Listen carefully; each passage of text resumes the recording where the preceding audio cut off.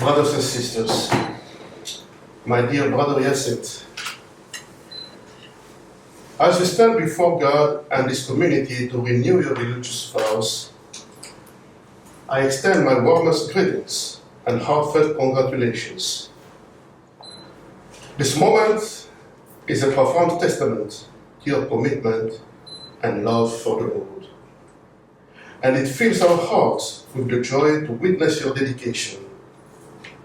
And what a day to renew your vows. Pentecost Day. Pentecost marks the fulfillment of Easter, especially the death and resurrection of Jesus, through the gift of the Holy Spirit. It happened 50 days after the Passover. As you know, the coming of the Holy Spirit at Pentecost signifies the beginning of the church's mission. The apostles received this mission from Christ, and the Holy Spirit empowered them to fulfill this mission through their words and actions, even to the point of martyrdom. The church inherited this same mission, continuing it among the nations. It is the Spirit that fills your heart with missionary zeal and enables you to be witnessing to the gospel in a changing world. Do you remember this title? Witnessing to the gospel in a changing world was the theme of our 16th General Chapter, which was held in 2023, inviting us to continue to bear witness to the gospel in a changing world.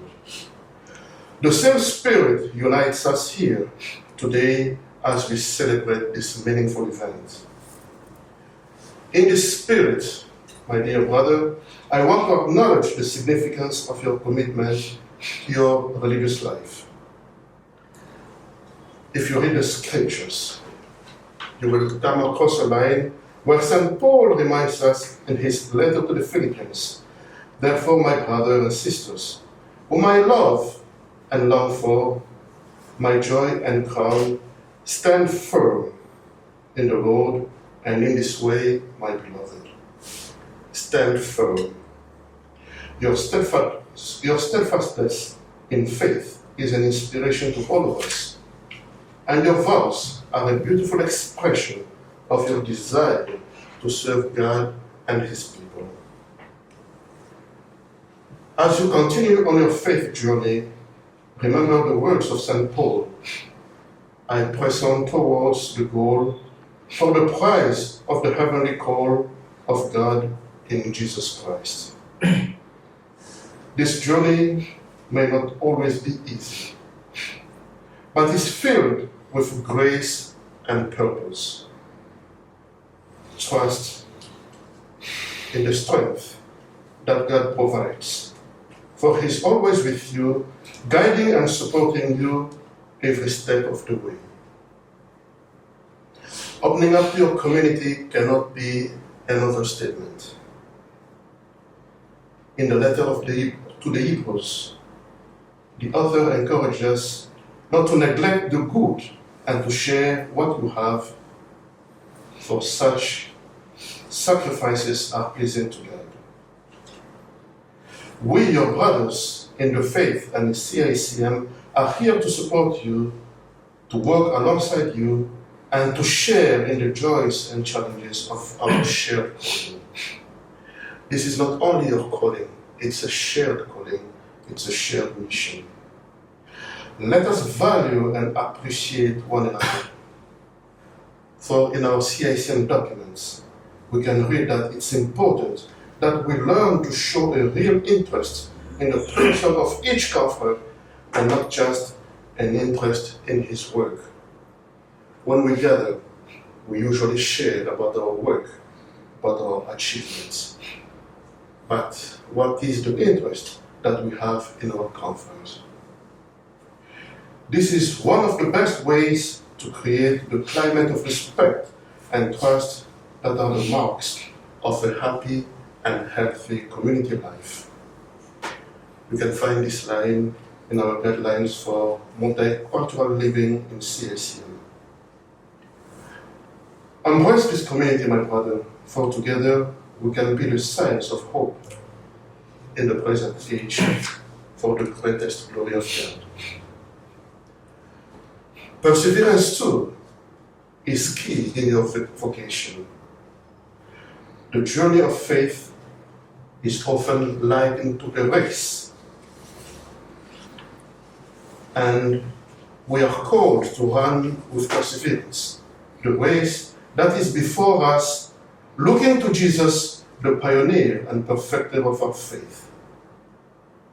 Challenges may arise, my brother, but there are opportunities for growth in our reliance on God's grace.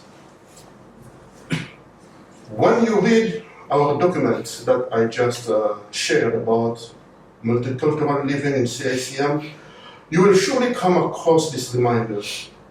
The challenges of community life are many and great.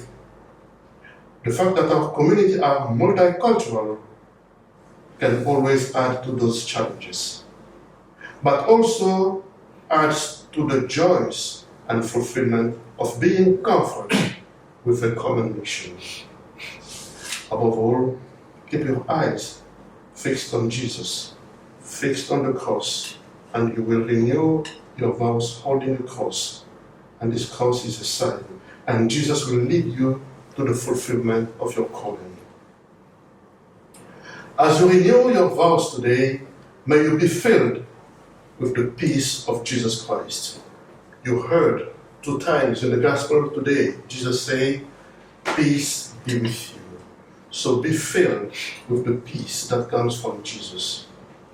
And may this peace accompany you in your religious and missionary life, bringing you joy and strength as you serve and live with your conference and with the community at large here in Hong Kong, in the Corunum and Anima Una. Back to today's major celebration, the Pentecost. May we all remember that the mystery of Pentecost calls us to prayer and commitment to the mission. Like the apostles, we are encouraged to persevere in prayer, awaiting the Holy Spirit. The Holy Spirit prompts us towards serving our neighbor through reconciliation, witness, a desire for justice and peace and integrity of creation, GPIC, as we say in CICM, and also for social progress. Talking about social progress, you know very well that I work for Caritas. We cannot skip talking about social justice. My brother, the importance of synodality is not to be overlooked as well. Words such as participation, communion, mission, co-responsibility, and listening are not topics for nice write-ups and doctoral theses. They are a way of being a missionary today, especially in this changing time. As I conclude this sharing, I offer my heartfelt blessing for your continued strength and joy in your vocation. May the Lord bless you abundantly as you walk this path of faith, and may you always find comfort in His presence. Cherish moments such as personal prayer, meditation, adoration, and spiritual accompaniment. These things are not only rituals or some things or things that we do in order to fulfill the law, but they are moments of faith that will strengthen our spiritual life and keep us closer to the Master of the mission. Let us also ask the Immaculate Heart of Mary to guide your steps as a disciple, as a missionary, and as a member of the Congregation of the Immaculate Heart of Mary for the greater glory of His name. Stand firm, as St. Paul reminds you, and we will stand firm together for the good of the mission.